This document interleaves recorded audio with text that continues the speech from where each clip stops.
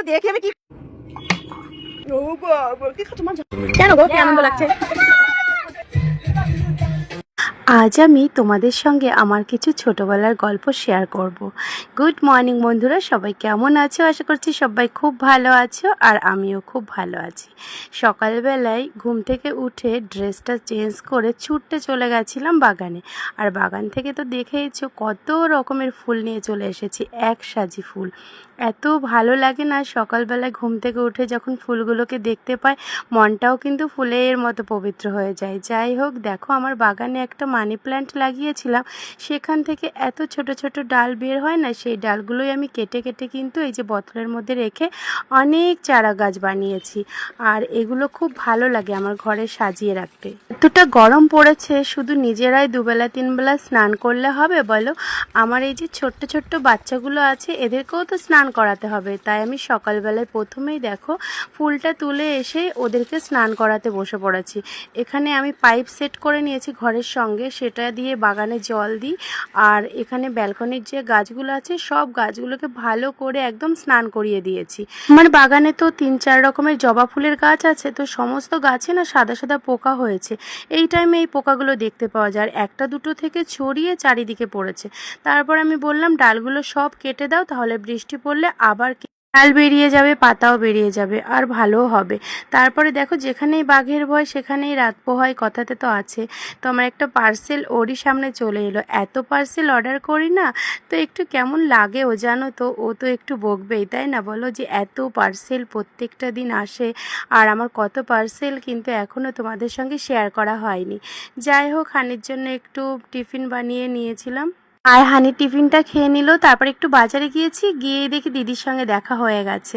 তারপর দিদিকে বললাম আমাদের বাড়িতে তো যেতেই হবে। তারপরে দিদি আর পুচকু সোনা চলে এসেছে দেখো আমাদের বাড়িতে। তো জিজুকেও ফোন করে দিয়েছি যে চলে এসো। এটা কিন্তু কাকুর মেয়ে, কাকুর যে টুইন্স বেবি আছে, মানে দুজন দিদি আছে, ওরা টুইন্স। তো তাদের মধ্যে একজন এই যে, আর একটা আছে রিঙ্কি দিদি, আগের দিন তোমরা দেখেছিলে, আর বড়দি। 3 বোন 1 ভাই। আসলে তোমাদের যে কথাটা আমি শেয়ার করব, ছোট্টবেলা থেকে জানো তো আমি খুব পুতুল খেলতে ভালোবাসতাম, আর কখনো কিন্তু ছেলে পুতুল নিতাম না, সব সময় মেয়ে পুতুল নিয়েই খেলা করতাম। আর মাকে বলতাম আমার যখন বেবি হবে তখন যেন আমার একটা দুষ্টু মিষ্টি সোনা মেয়ে হয়। আর আমার এত মেয়ে ভালোবাসি আমি, তোমাদের মানে বলে বোঝাতে পারবো না। এমনকি যখন আমি প্রেগনেন্ট ছিলাম তখন কিন্তু আমি মানত করেছিলাম যাতে আমার মেয়ে হয়। যাই হোক, আমার কোল আলো করে আমার সোনা পাপা এসেছে। সোনা পাপা তো আমার জীবন। তারপরেও কিন্তু আমার একটা এত ভালো লাগে মেয়ে, সেটা তোমাদের বলে বোঝাতে পারবো না। তো সবাই বলে যে আরেকটা বাচ্চা নেওয়ার কথা, কিন্তু আমার মনের কোণে না একটা সুপ্ত বাসনা লুকিয়ে আছে। আমার খুব ইচ্ছা একটা অনাথ মেয়ে নিয়ে আমি তাকে মানুষের মতো মানুষ করব, আর আমি তাকে সব সুখ দেব। জানি না এই ইচ্ছাটা কখনো কোনো দিন সম্ভব হবে কি না, কিন্তু এই ইচ্ছাটা আছে, সেটা তোমাদের সঙ্গে শেয়ার করলাম। আমি চাইলে আমি নিজের বাচ্চাও নিতে পারি, কিন্তু আমার ইচ্ছা আমি একটা অনাথ বাচ্চা মানুষ করব। দেখো নিজের বাচ্চাকে তো সবাই মানুষ করে তাই না বলো, কিন্তু যে রাস্তায় অনাথ বাচ্চাগুলো দেখি না, আমার খুব মায়া হয় জানো তো। যদি ভগবান করে কোনো পরিস্থিতি আমার আসে, আমি যদি পারি কখনো, আমার এই ইচ্ছাটাকে আমি অবশ্যই প্রাধান্য দেব। যাই হোক, তোমরা তো বুঝতেই পেরেছো আমি এত গল্প তোমাদের সঙ্গে কেন করলাম। আমার সোনা মাটা এসেছে, আর ও কিন্তু পুরো বারবি ডল একদম, আমার সেই ছোট্টবেলাকার পুতুল। তো পুতুলটাকে তো অনেক চটকালাম, আদর করলাম।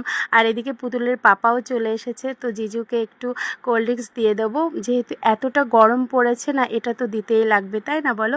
তো চলো সবাইকে একটু ঠান্ডা দিয়ে দিই। আর আমার সোনা মাটা দেখো হাত বাড়িয়ে বলছে কি দাও দাও আমাকে দাও, আর ও এত সুন্দর সুন্দর কথা বলেন। এইদিকে অহিনবাবু বাজারে চলে গেছে চিকেন আনতে, আর এখানে আমি ভাতটাকেও চাপিয়ে দিয়েছি।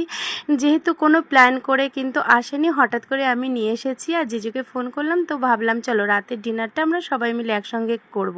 তো এদিকে জিজু আবার দেখছি কত কিছু নিয়ে চলে এসেছে জানো তো। আমি এদিকে রান্না করেছি, জিজু বলছে আজকে একটু আনন্দ করব অহিন আর আমি, তুমি কিন্তু কিছু বলতে পারবে না। দেখো অহিন তো কিছু ওগুলো এমনি করে ওরকমভাবে খায় না, কিন্তু একটু পার্টি হলে বা কিছু আনন্দ করলে তখন একটু বন্ধুদের সঙ্গে খেলে আমি কিছুই বলি না। কেন বলবো বলো তো, এইটুকু মাত্র জীবন, যদি একটু আনন্দই না করতে পারলো তাহলে সেই রকম জীবন থাকা থেকে না থাকাই ভালো। তো ওকে আমি কিন্তু আনন্দ ফুর্তি সমস্তটাই করতে দিই, যেহেতু আমি জানি আমার হাজব্যান্ড ওই রকম টাইপের না, তো ও লিমিটেই সমস্ত কিছু করে। আর ওই বছরে 1-2বার একটু করতেই পারে বন্ধুদের সঙ্গে, তাই না বলো? এদিকে আমার গল্প করতে করতে দেখো চিকেনটা একদম রান্না হয়েছে, আর এই চিকেনটা কিন্তু একদম ঝাল ছাড়া, যেহেতু জিজু একদমই ঝাল খায় না। আমরা সবাই মিলে বসে পড়েছি, কিন্তু জিজু এই দুটো আমাদের জন্য কি এনেছে আমি জানি না। তো ফার্স্ট টাইম বলছে তুমি একটু খাও না, এটা ওইগুলো কিন্তু না, মেয়েরা এগুলো খেয়েই থাকে। তো চলো আজকে আমি ফার্স্ট টাইম এটা আজকে টেস্ট করব। তো খেয়ে আমি দেখলাম এটা পুরো থামস আপের মতো খেতে, তো একটুখানি খেয়েছিলাম। তো তোমরা যদি জেনে থাকো এটা কি অবশ্যই কমেন্টে জানিও। আর মেয়েরা নাকি এগুলো মাঝে মধ্যেই খায়, আমি তো কখনো খাইনি। তো আজকে একটু ইচ্ছা হলো, চলো আনন্দের জন্য একটু খেয়ে নিলাম। কিছুই নেশা টেশা কিছু না, পুরো কোল্ড ড্রিঙ্কসের মতো খেতে।